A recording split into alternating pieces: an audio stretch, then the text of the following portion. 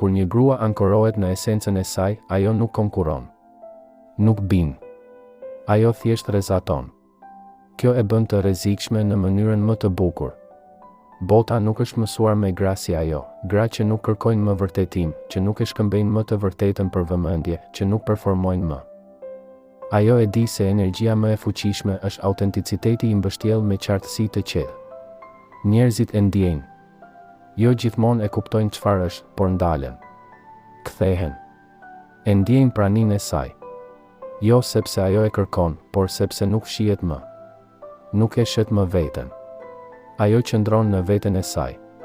Kjo është ajo që fuqia e vërtet duket.